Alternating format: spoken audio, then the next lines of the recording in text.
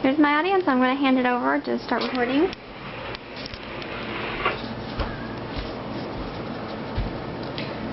Hello, my name is Paula Harvey. I wanted to go ahead and start off my speech by reading a poem that I felt went well with this particular subject. It's called It's Up to You by an anonymous author. One song can spark a moment, one flower can wake the dream, one tree can start a forest, one bird can herald spring, one smile begins a friendship, one hand clasp lifts a soul, one star can guide a ship to sea, one word can frame the goal, one vote can change a nation, one sunbeam lights a room, one candle wipes out darkness, one laugh will conquer gloom, one step must start each journey, one word must start each prayer, one hope will raise our spirits, one touch can show you care, one voice can speak with wisdom, one heart can know what's true, one life can make a difference. You see, it's up to you. The reason I felt that this poem went well with this subject is because we're talking a lot about things that go along with our professions, and different things that God values and how we can put those into play in our professions. And one of the things I talked about was showing God's love and compassion and making a difference, and therefore I felt that poem went well with that, because it is up to us to make the difference. The purpose of my speech is that I wanted to give you an introduction to the accounting profession, what it's all about, and I also wanted to explain to you how I can use the accounting profession as a platform for truth and honesty, which is two things that God really values. The next thing that I wanted to talk about was using my profession as a platform for showing love to others and compassion, which is also another thing that God really values. So those are the three things that I'm going to talk about. The first thing that I wanted to talk about today was just giving you an introduction to my topic. I wanted to start off by giving you a definition from businessdictionary.com about an accountant. It says an accountant is a person who is trained in bookkeeping and in preparation, auditing, and analysis of accounts. They also prepare annual reports and financial statements for planning and decision making, to advise on tax laws, and on investment opportunities. I thought that was a pretty good definition for an accountant. It pretty much sums up exactly what they do and what they are all about. Accountants also make sure that the business run effectively and efficiently, because they are the ones that keep all the records accurately, and they make sure that all the finances are intact, and then they also make sure that the taxes are prepared and turned in on time. They also analyze and communicate all the financial information to whoever the information needs to go to. They also do budget analysis. So they analyze the different budgets of wherever they're working for, to make sure that everything is running smoothly and to see what they can do to cut costs and make everything more efficient. They also do financial investment planning, and sometimes they can even do some IT consulting, as well as some legal consulting. I specifically wanted to go into this field of being a management accountant for a specific company, or hopefully in the medical field somewhere.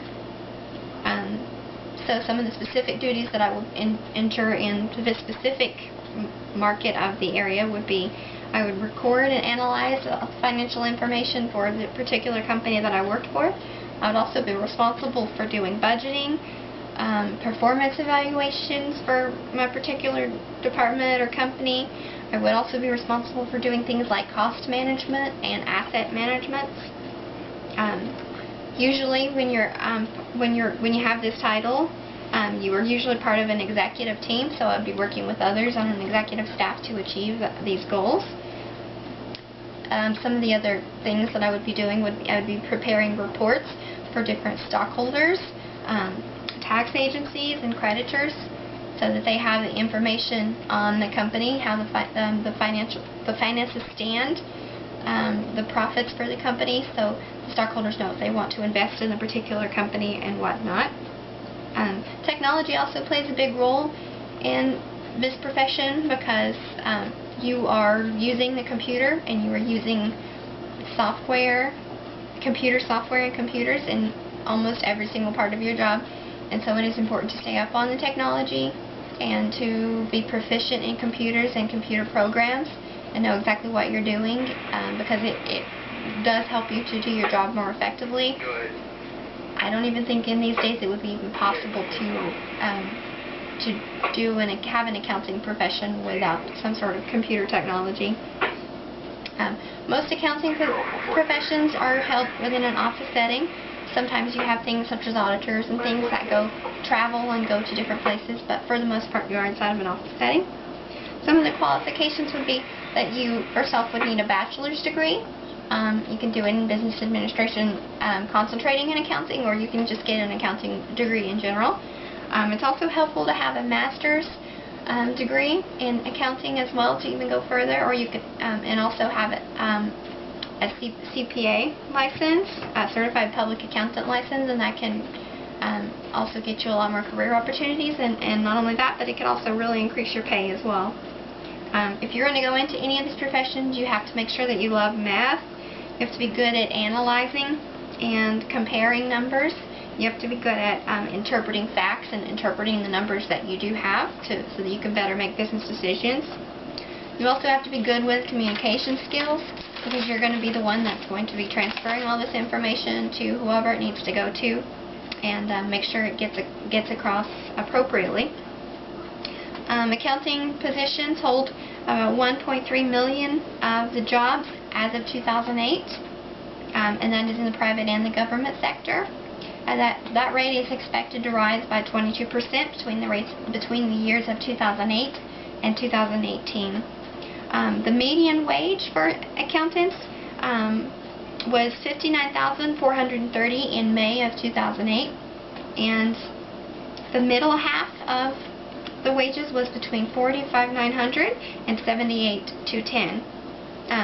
Usually, if you're starting off with a bachelor's degree, you usually will start off at around $48,993. If you're starting off with a master's degree, you'll usually start off a little bit higher at $49,786. The next thing, now that I've given you a background of the accounting profession, the next thing that I wanted to talk about was using my profession as an accountant, or in the accounting profession in general, as a platform for using truth and honesty and integrity goes along with that too. On a daily basis, I would be working with confidential and private information and numbers. I would want to make sure that I'm keeping all that information to myself. In that profession, for a lot of people, it can be very tempting to take that information and use it to your own benefit. An example of that would be finding out that a particular company or a particular product was going to be doing really well, and but it's still on the DL and nobody knows about it. But you would use this information, this confidential information, to go and invest in that stock so that you yourself benefit from it and get more money. Or you could even go as far as telling other people so they know that to invest in that particular stock. And that would be morally wrong, and that would be going against the ethics. So these are things that we would want to avoid. Another thing that you could do, that you could be tempted to do, would be to tweak the numbers. It's really easy to do that. Some people may want a particular budget for certain departments, so they'll tweak the numbers to make sure that that department gets more budget. But this is not only giving false information. It doesn't benefit the company. It might benefit yourself, but it could also be really harmful to you, because it is illegal and it can get you into trouble. And so from my Christian standpoint, and even from an ethical standpoint in general, we want to make sure that we avoid doing things like this. We want to make sure that we're keeping the information private and confidential. We want to uphold our truth and our honesty, and so not only would it benefit us because it makes us look like we're trustworthy and we're loyal, and we're a good asset to the company, but it's also beneficial to the company because they're getting accurate information, and it works better for them. So we want to make sure that we're also accurately portraying all of the information on a daily basis so that it better benefits the company as well as ourselves and everyone else around us. And that's also it's also giving the glory to God by upholding the highest integrity standards that we can and upholding our honesty. So those are just a few examples of things that we can do to uphold our honesty in our profession. That's really important. The next thing to talk about would be using my profession as to be able to show God's love and compassion and hospitality towards others. And there are a lot of things, different things that I could do in my profession to be able to show the compassion to others. A couple of those would be I could offer financial services to those that are less fortunate, and that could be anything from helping people with to complete their taxes to any financial services that they may need. I could also help other people learn how to budget and properly manage their money and get out of debt quicker, which can help with a lot of different relationships and reduce stress. Obviously, I would make sure that I would share any wealth that I would have with the less fortunate. And most importantly, I think, though, is that I would make sure to be a good example to everyone, not only to my coworkers, but to everyone or any clients that I may have and anyone around me, so that God's love does shine through. A couple of Bible verses to quote from going along with that topic would be 1 John 4:7-8, John 13:34-35, and 1 Peter 4-8. And all three of these verses talk about really how important it is to show our love to one another. And it also talks about how the next greatest commandment was to love each other as we want to be loved. So it is really important to God and to us, and something that God really values, to make sure that we are loving one another. And it's important to hold these thoughts too close to our hearts, and to remember that the difference that we can make not only in the world but in the individual's life, even the little small things that we might be able to do really do make a difference. In conclusion, today I gave you an overview of the accounting profession. I also talked about how I could use, in my profession, I could use honesty and the truth in my profession, and I also talked about showing God's love and compassion in my profession through accounting.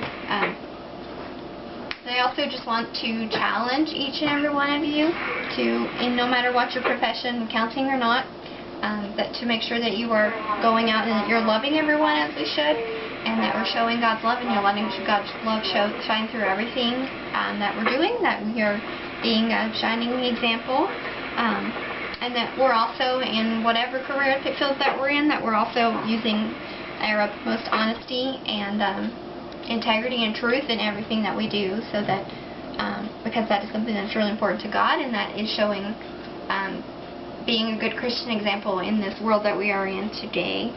I wanted to thank you for your time, and I hope you all have a wonderful day. Thank you.